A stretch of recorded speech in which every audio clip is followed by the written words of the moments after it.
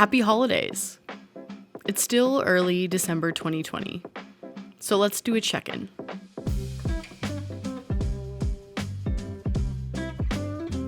How do you feel about Christmas music? It's just a question. Do you find it's starting earlier and earlier each year? Are the commercials, jingles, and general sleigh bell sounds hitting your eardrums a little too early? Or perhaps, maybe it onsets a warm nostalgia.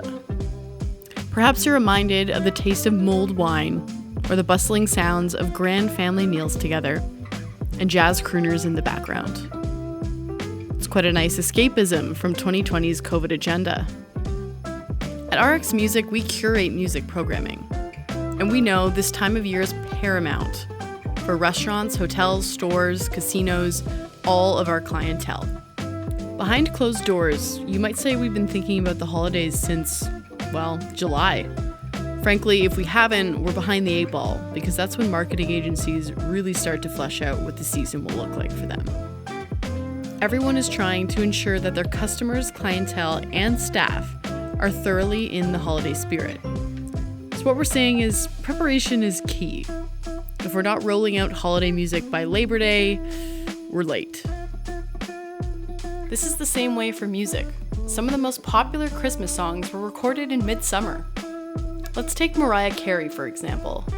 When recording All I Want for Christmas Is You, she had her upstate New York studio famously decked out with holiday decorations in the middle of August just to get her in the spirit for recording that classic.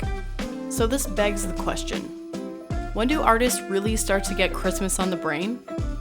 We wanted to know. After all, Christmas is big business, and the music industry is all over it. I'm Laura McInnes-Ray, and you're listening to Beneath the Rhythm, an RX Music podcast. At RX Music, I did some digging and found out we've imported 2,236 holiday/Christmas genre tracks, and that's just released in this year alone. As the story goes, dating back to 1850, what we now know as Jingle Bells was originally titled The One-Horse Open Sleigh, written for Thanksgiving. Written and composed by Boston-born J.S. Pierpont, there is still ongoing controversy between Savannah, Georgia, and Medford, Massachusetts, as to where the song's true birthplace lies. Which isn't shocking, given its legacy as the holiday standard we know it as today. Jingle Bells was also the first song ever broadcasted in space, December 1965. Granted, we've come a long way since then.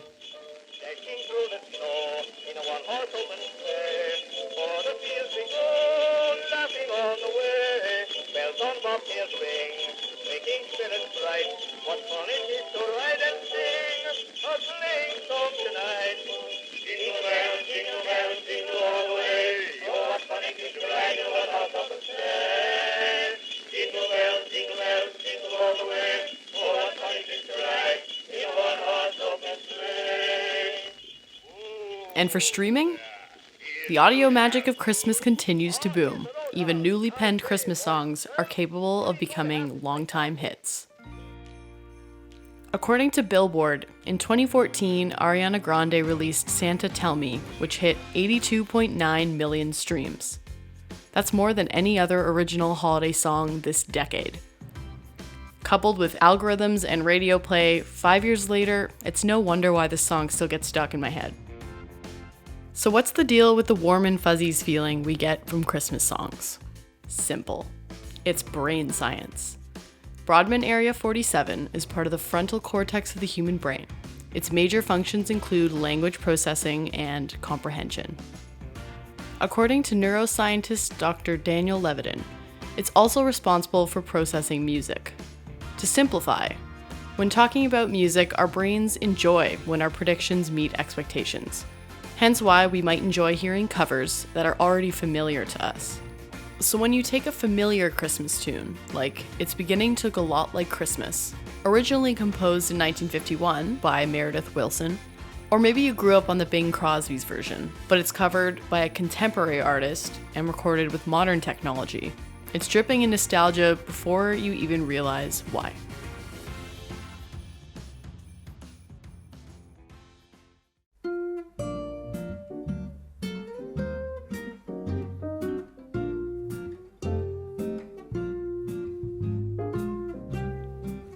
We spoke to Tyler Shaw, who released his rendition of fellow Canadian artist Ron Sexsmith's Maybe This Christmas in November of 2020. My name is Tyler Shaw. I'm an artist, producer, actor, songwriter, and I was born in Vancouver and I'm currently living in Toronto. Now, you're no stranger to releasing Christmas tracks. I love this Canadian thread running through. You've got the Bryan Adams Christmas cover, and you just came out with a cover of Ron Sexsmith's Maybe It's Christmas. How do you feel since the release? I love the holidays, plain and simple. I really do enjoy the holidays, and the best part to me is the music. So getting to do a Christmas song every year, since my career started pretty much, I've done like a cover of Silent Night. I've also done Baby It's Cold Outside. And like you mentioned, Christmas Time with Bryan Adams. This year being Ron Sexsmith's Maybe This Christmas. It's just a fun time to get creative in your own right as a cover, but be in the holiday spirit early on, because you have to record these things in like October. So if not earlier. How do you get into that headspace as an artist to sort of channel such a specific, hallmark time of year? It's true. It's easier to be inspired when there's like snow on the ground and shops have Christmas decorations and houses have the Christmas lights out, for sure. But I started thinking about this Christmas song at least in August. I was like, I think I should do another one this year. A, I love the holidays. B, I think it's an important thing for artists to do, to just be relevant across the holidays. As early as August, really, for me, when I started playing around with a few different versions, and less is more when it comes to Christmas music, in my opinion. So if you've heard the song, it's very simple. It's very warm and cozy. So that's kind of what I went with in terms of production. And it didn't take me very long. It took me about a day or two to put together and do all the vocals and stuff. So it was fun. It was a fun little couple days. And I'm curious also, because I know you grew up in Vancouver and it's a little more temperate than it is typically than in Toronto. Do you associate the holidays with snow on the ground, white Christmas, or have you just sort of adapted as you've experienced it? When I was growing up, I was in Vancouver. I left when I was 18. So throughout the 18 years, I remember having like 2 or 3 white Christmases.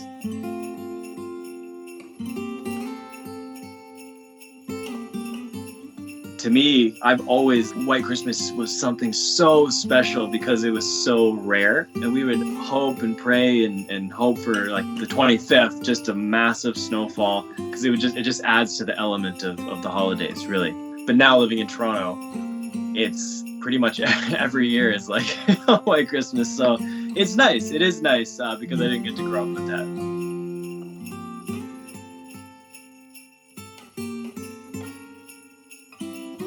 And then we find ourselves like cursing it when it comes in November and we're not ready and everyone freaks out.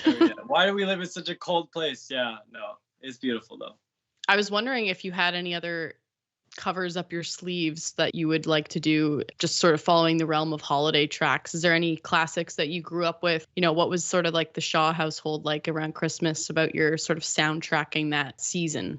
It was always Bublé, Elvis and Frank Sinatra, that type of that stuff. And thinking of other covers and other songs to do around the holidays, my plan for Christmas 2021 is to do a full Christmas album and hopefully get Michael Bublé's blessing as he passes the torch down of King of Christmas in Canada. So that's my plan. At least I think it would be such a fun project to do, maybe get him involved or David Foster involved, because I think we could make something incredibly special and something a little bit more modern, but keep with the same flavors that Bublé did, because his Christmas album is obviously one of the best in the world. Is it also in your mom's car? Because it's in my mom's car. Honestly, it probably is. Yeah. It's like the one CD that somehow doesn't get taken into the house after. Like it's just in there at all times. Yeah. This running thread of how you approach covers now. Obviously, in 2012, you won your Coca-Cola Much Music covers contest, and from what I've read, like that was a bit of, you were encouraged by, I think it was your friend or roommate. Yeah, he's my best friend. Yeah. Do you call that guy every day and say thanks? Like, how do you think you made that sort of transition once you got some recognition, and that obviously brought on some opportunities? Can you tell us a bit about your relationship towards covering songs now that you're more experienced and sort of more established in your own right? I'm going to start by saying, like, I never used to do very many covers. I started playing when I was 13 years old, and I thought, what's the point of playing someone else's song when I can just kind of create my own? So I actually hated doing covers early on, and it's kind of ironic that I actually won this competition. It was a covers competition, right?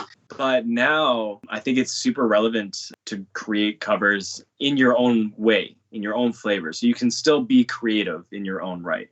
You know, you take Watermelon Sugar High, you can make it, or the Harry Styles song, Watermelon Sugar.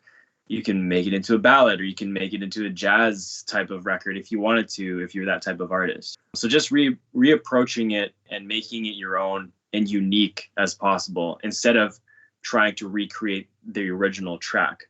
Try to change the track as much as you can, so that is to your artistry and to your flavor of the vision. Art is so subjective. Like, you can just do and create whatever you want, even though if someone has already written the song, like I said, take it and make it your own. And there's something nice about, you know, that idea that if you have idolized this song or this artist, that they might find it and actually come across it. I know Ron Sexsmith enjoys Maybe This Christmas. He tweeted that like 2 days ago.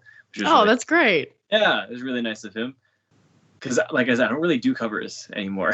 You know, I should, though, because, you know, you have to, it's content, right? Especially with social media nowadays and TikTok, Instagram, whatever, post it. And it's a free platform worldwide. So why not? I'm just too in tune with like creating my own stuff, especially now since I'm working on a third album. I'm just so into my own world and trying to create the best possible tracks for my project that I haven't been paying attention to the tracks that are popular and viral and hot. But now I'm talking out loud, I'm like, oh, I should probably do one today. I'm interested, like, as you said, I know your next record is expected early next year. Has your approach sort of changed in production or your writing process or anything since COVID, like while working on it? Yeah, I mean, I think everyone in the songwriting space and the production space has had to pivot and kind of adjust and get with the times, I guess, because everyone's working from home. You know, I updated all my equipment. I set it up in the basement, and I do final vocals here now. You know, I produced Intuition, co-produced it with my buddy Pills. It's been comfortable, actually, to be honest. Like, the inspiration factor for me is travel. I like to go on the road, go on planes, go here, do this, do that. But I've had to kind of readjust my mindset and find inspiration within home, within the local like places, and just be more in tune of what's surrounding me here. And that's kind of taken a new light on the creation process for me. I now create stuff at home because I'm able to, and I produce all the things that I have to take it to a place that it's in a good demo and just upload it to a SoundCloud. And I have like 70 songs, I think, probably more actually, of just like either scratch demos or full demos. And I just go through them every once in a while and say yes, no for contender for an album now. But it's been more comfortable to do sessions over Zoom in the comfort of your own space instead of having to waste time on commuting. Honestly, wasting time going out to get food. You know what I mean? It sounds really weird, but those things add up in the time of day and take an exhaustion on your mental writing state and your physical state as well. I know, as you said, you're such a big fan of the holidays, and I am too. I know it'll be a little, it'll be different this year. We'll be probably adapting a bit with traditions and, you know, who we can see and whatnot. But I was wondering, now that you're starting a new family, congratulations, by the way. Thank you so much. If maybe the sentiment around the holidays is different for you because you're sort of suddenly now in charge of like creating all these experiences for this new life, and like you and your wife, and you know, these are all these wholesome memories we like to cling on to from our childhood. I was wondering if maybe that strikes a chord, for lack of a better music reference, with you now, maybe in a different way, so to speak. I think it's gonna change things a little bit. I have this conversation all the time with my wife and with people, and I'm excited to go through all the firsts again. We're due on December 12th, And I can't wait to show our child snow for the first time. She's not going to understand a thing because she'll be less than, 3 weeks old, but Right. that type of vibe. So every holiday that comes and goes throughout the years, it's going to be something new. And it's going to be so exciting to see her reaction to who's Santa? What is a reindeer? What are we doing here? What's this tree? All the stimulations of learning about the holidays and our traditions, and it's going to be so amazing to try to see through her eyes. I think that's what I'm looking forward to the most. And you can curate her music taste. This is great. Yeah, that's very important. Yes.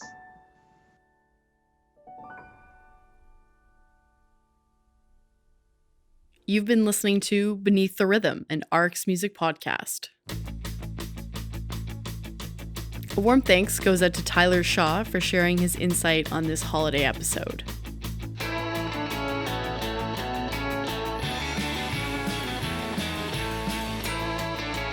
This program was produced by myself, Craig Clemens, Regan McDonnell, and Tony Young. Images by Andre Grant, social media by Roomjoom Jiga. And I'm your host, Laura McInnes-Ray. Hope you enjoyed the show, stay safe, and happy holidays.